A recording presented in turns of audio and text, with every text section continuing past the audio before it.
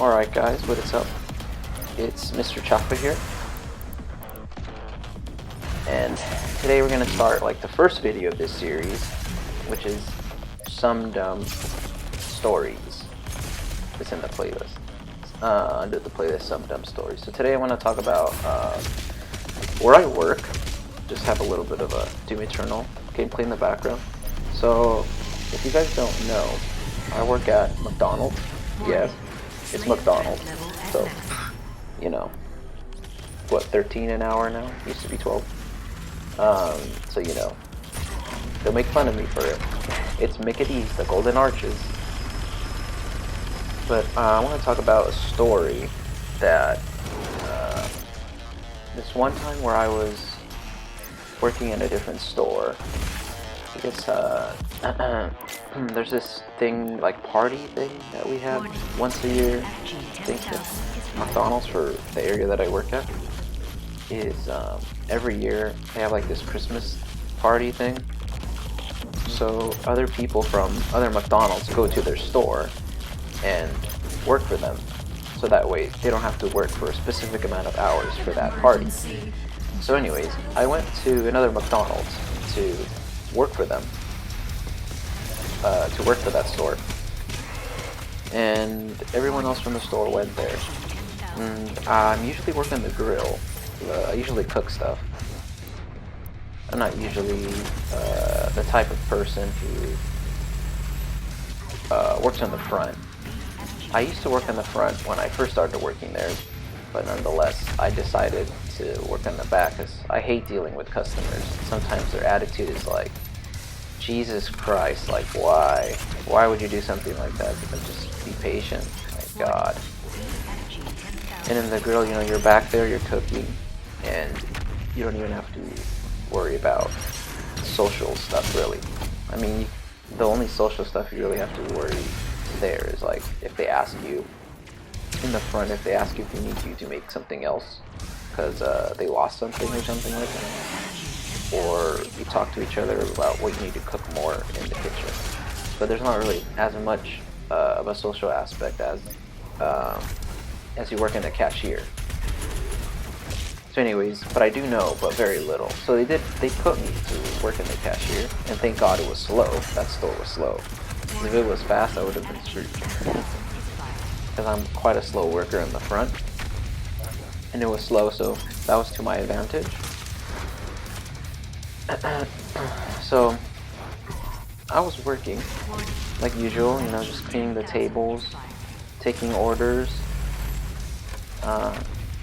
making some McFlurries, and then this one guy walks in the store.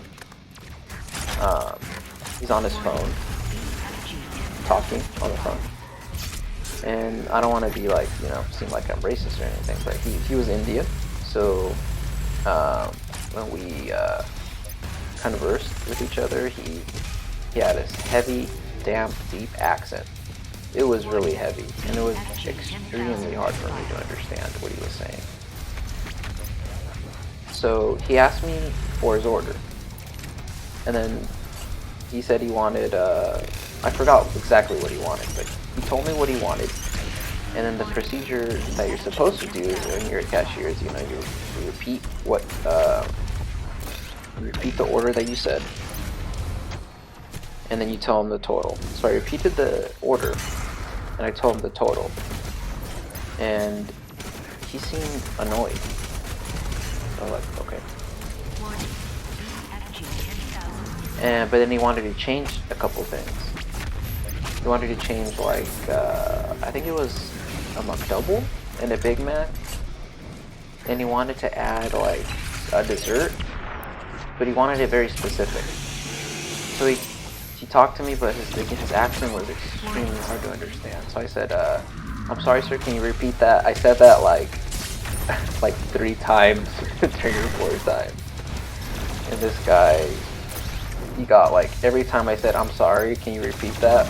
Like, as I said that, like, the 3rd time that I said that, he looked so mad. He's like, what's your name? Like, my name is Zeth. And because he had a heavy accent, and he was on the phone, he misunderstood my name. He said like something that sounds like Seth, but not quite like Seth, because my name is Seth.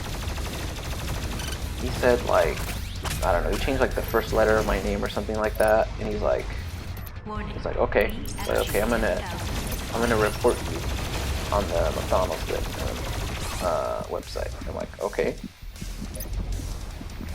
And then I literally like, from his accent and because he misunderstood my name, and he said like my wrong name, like I almost started laughing like extremely hard. But I tried my best to just hold the laughter because I know that he would have gotten even more mad. And man, so I gave him his order after I made it, and he grabbed the bag from my hand, like if you were gonna, like if a parent was gonna yank the controller of like a little kid because they weren't behaving properly, basically like that, like if your parent were to like when you were a little kid, grab it like, hey, you're not doing your homework or you're failing your class, you can't have the game. And then the little kid's like, no, why don't the game? Basically like he was acting like that, like a little kid. So he just pulled it back from my hand, and then what he said, again, he had a heavy accent, so he said, cool, I'm out of here. And then from his accent, I like almost started laughing. Man, his accent's so heavy, like, whew, it was hard to keep in the laughter. So then one of my managers came up to me and said, hey, what's wrong? You said the F word at you. And then the manager said, sir, please be more respectful. And then he just pointed the middle finger at him and just walked away. And then, so the manager talked to me and said, hey, what happened? Why is he acting this way? And I told him, I don't know, maybe he must have had a bad day or something. Something must have pulled him the wrong way. But his accent was, I told him like, his accent was like pretty heavy, so when he told me the order, I could barely understand him. And then when he wanted changes, I had to ask him to repeat that like 3 times. And every time I repeated it, I asked him to repeat it, he got like more and more irritated, I told him. And I told him that I was on the brink of laughter, but I didn't want to because of his accent. He said, well, good, you didn't laugh because that would have looked really bad. And he said, I told him that he was probably going to get a complaint because he said he was going to report me, but he wouldn't even report the proper name, because I told my manager that he didn't even when he asked for my name, I told him my name, and then he said, okay, thank you, and then he said like some other name with like a different letter. It was pretty funny. So anyways, that's that one story for the Indian guy. Then I have another one that I could say. It was another time when I was working McDonald's, except it was at the store where I normally work at. And we were, it was like a busy day. It was really busy. So we just passed out many orders, many Big Macs, many McChickens, many McDoubles, artisan crispy chickens, sandwiches, and no one in the grill, in the kitchen, had a cut. No one there had a cut. And therefore, no one there was wearing a bandage. So,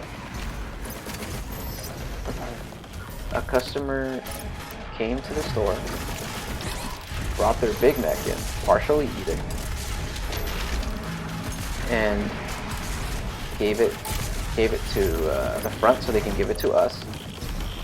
And then the manager told us that, hey, do you guys have any cuts in your fingers or anything? Because the customer found a bandage in their Big Mac. But here's the thing, no one that was working there had a cut or was wearing bandages. So what I'm guessing is, or this guy must have been such a cheapskate, or this customer, that, my god. I mean, what, how much does the Big Mac cost? Like, just freaking, like, god, like $2 or something? $3? I don't know, but really cheap. But yeah, this guy, or customer I should say, because I don't know if it was a guy or a girl. This customer wanted to get the Big Mac for free. Because I'm guessing that the customer must have put his bandage in the sandwich, in the Big Mac, just so they can get a new one for free and not pay. I don't know, man. Like, if you can't find like at least $5 around, I mean, that's like very little money. Like, I understand like if you're tight for money, but this isn't just the way. This isn't the way to do it. This is practically like stealing from the store. My personal opinion, I think it's practically like stealing, because you're getting it for free, but you're saying that we had a bandage put in the Big Mac room. None of us had any bandages or cuts. I think that is the most like retarded thing I've ever heard in my life and I've ever seen. So, man, that's another story. I was really surprised there, and the managers were too. They were like, they even talked to the customer and they said, "Sir, no one had a bandage and no one was cut." And the manager just decided to refund him and give him a new Big Mac.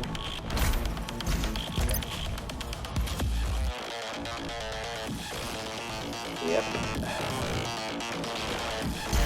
Alright guys, so that's pretty much those two stories there, and this will be under the Sum Dum Stories playlist. And I'm also going to make a Sum Dum Calls playlist, which will be a prank call, and Sum Dum Training, which will be about training about, it'll be training on like anime characters, and training on Marvel characters, because we are making a home gym at home because of all this corona stuff going on. And please make sure to subscribe, like, and comment down below. Alright guys, remember, spread the laughter, spread the gains. Peace out.